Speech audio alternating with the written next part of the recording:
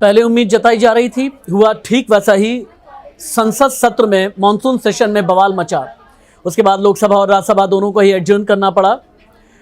लेकिन सवाल ये पैदा होता है कि एनडीए के खिलाफ इंडिया का फ्लोर मैनेजमेंट क्या है।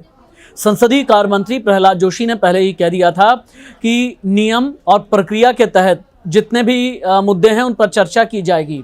विपक्ष ने घेराबंदी करने की बड़ी रणनीति बनाई है। इस रणनीति में महंगाई, मणिपुर, अडानी, राहुल गांधी की संसद सदस्यता जाना, ये सभी मुद्दे उठाए जाएंगे। लेकिन इस बीच एक बहुत बड़ा सवाल उठने लगा है कि विपक्ष के इंडिया में उत्तर प्रदेश कहां है। इंडिया में उत्तर प्रदेश एकजुट नजर क्यों नहीं आ रहा विपक्षी गठबंधन में। इसी का जवाब इस वीडियो में तलाशने की कोशिश करते हैं। इंडिया की अगुवाई करने वाली कांग्रेस सबसे बड़े सियासी सूबे में अपने सबसे बुरे दौर में है। 80 के मध्य के दशक से लेकर के अभी तक यूपी में अपना पॉलिटिकल रिवाइवल ढूंढने की कोशिश कर रही है। उत्तर प्रदेश में आज से लगभग 7 साल पहले तक समाजवादी पार्टी, बहुजन समाज पार्टी की राजनीति। अब भारतीय जनता पार्टी बहुत मजबूत स्थिति में है।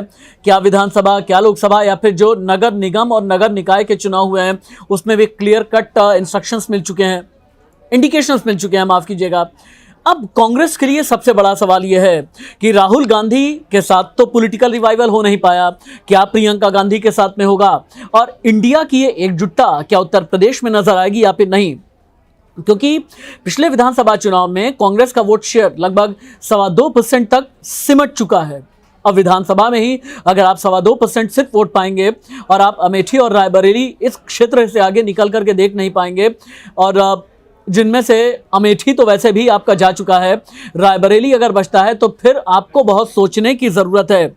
इस वक्त प्रदेश पर कोई फोकस नहीं है, इतना तो तय है। टॉप लीडर राहुल और प्रियंका ने पिछले 1 साल में प्रदेश में एक भी मीटिंग नहीं की है।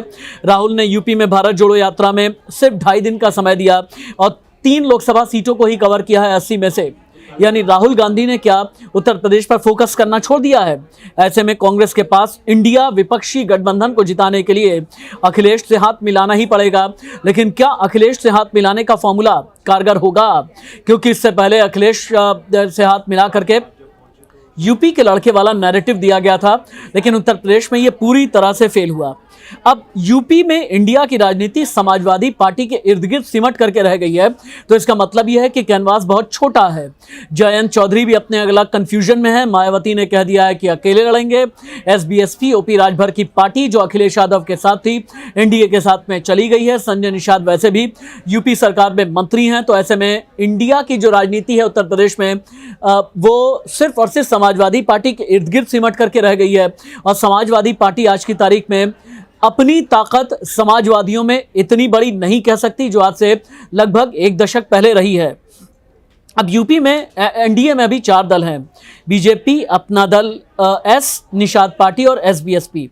अब पिछले विधानसभा चुनाव के हिसाब से देखें तो इन दलों के पास यूपी में वोट शेयर लगभग 42% है। कुल 288 सीटें इनके पास में हैं, जबकि कांग्रेस के पास सिर्फ 2 विधायक हैं। तो ऐसे में उत्तर प्रदेश में इंडिया विपक्षी गठबंधन का भविष्य वाकई में अधर में है। नमस्ते।